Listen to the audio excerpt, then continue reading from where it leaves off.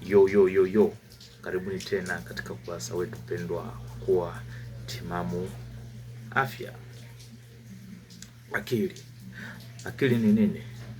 Akili inatokana na neno la Kilatini intellectus, likimaanisha ujuzi na ufahamu. Katika saikolojia, akili inahusiana na uwezo wa binadamu kuelewa na kukumbuka habari mbalimbali, kutatua matatizo magumu na kufanya maamuzi kwa mantiki. Akili ni msingi wa utambuzi, ufahamu wa hisia na ufanisi wa kijamii, na inahusiana moja kwa moja na ustawi wa akili ya mtu. Tunaingia katika magonjwa ya afya ya akili. Magonjwa ya afya ya akili. Ndio. Magonjwa ya afya ya akili. Nitarejea. Magonjwa ya afya ya akili ni nini? Magonjwa ya afya ya akili ni kundi la matatizo yanayoathiri fikra, hisia, tabia, ikiwa na pamoja na wasiwasi, mfadhaiko, bipolar, schizophrenia, OCD, PTSD na matatizo ya haiba. Aina hizi zimeainishwa katika makundi makubwa kama wasiwasi, matatizo ya hisia, matatizo ya utu na matatizo ya kudhibiti msukumo. Aina kuu za magonjwa ya afya ya akili ni kama zifuatazo: matatizo ya wasiwasi, kwa kizungu wanaita anxiety disorder, hofu na wasiwasi kupita kiasi, yani unakuwa tu una hofu na wasiwasi kupita kiasi, umekaa unashtuka mwenyewe, unahisi kama unakimbizwa, unaota kama upo makaburini, yani unakuwa na wasiwasi ambao si wa kawaida. Inaitwa matatizo ya wasiwasi, kwa kizungu wanaita anxiety disorder. Aina pili ya magonjwa ya afya ya akili, matatizo ya hisia. Matatizo ya hisia hapa, kwa mfano tunazungumzia mfadhaiko, depression na bipolar.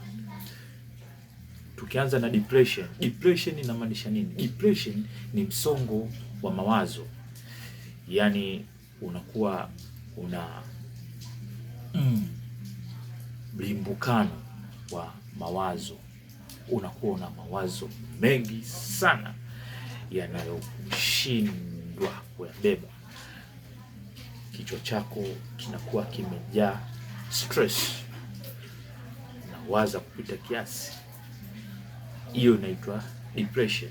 Depression inapata mtu yoyote, mimi, wewe, yule, wote tunapata depression, kwa sababu maisha duniani ni masongo bingo, mazungumzo yapo mengi sana. Ndio maana kila siku makampuni ya vilevi yanatengeneza vilevi vipya kwa ajili ya kuwasaidia wanadamu kuepukana na msongo wa mawazo.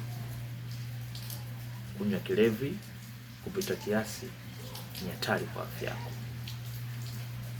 Wala usitumie madawa kulevya kwa kudhania kwamba yanakusaidia wewe kuondokana na msongo wa mawazo. Msongo wa mawazo upo tu na unatibika endapo ukampata mtu wa kumshirikisha ile haiba yako au lile tatizo lako. Inabidi uwe na mtu wako karibu ambaye unaweza ukamshirikisha ile shida yako ambayo umekuwa nayo inakutesa. Kwa kizungu sisi tunaita you must have a ventilation. au ventilator. Ventilator ni nini? Ventilator ni kitu kinachopitisha hewa, mara nyingi tunaita window, dirisha. Hivyo basi unapomshirikisha mtu matatizo yako, it's like umetua ule msalaba wako mzito beba ukamtwika yeye.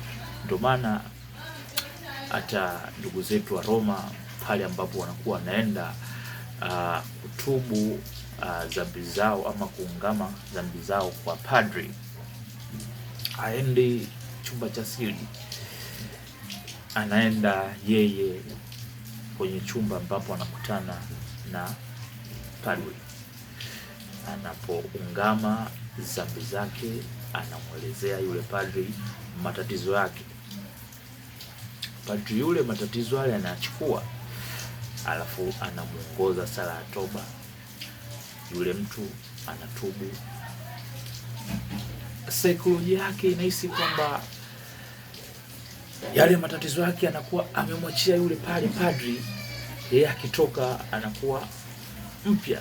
Hivyo ni muhimu aidha ndugu, rafiki, jamaa karibu kumshirikisha katika matatizo yake. Mimi ni nani?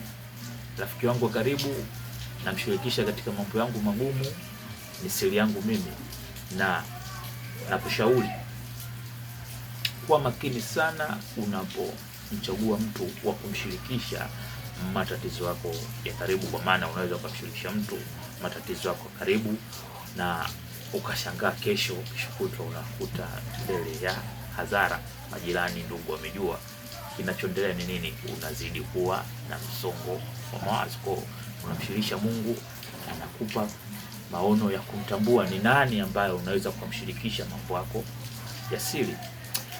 Kwa watoto wa kike sijajua kama hilo wanajua, lakini jambo zuri ambalo linawasaidia sana katika kuondokana na msongo wa mawazo. Wanawake wanapenda kuambiana siri zao, kwa maana tunasema hawana kolomeo. Ni jambo zuri sana. Kama wakijua au wakiendelea kufahamu, basi wasiache, lakini wachunge yule ambaye wanampa hizo habari, kwa maana kwamba anaweza akafanyaje, akachamba umbea.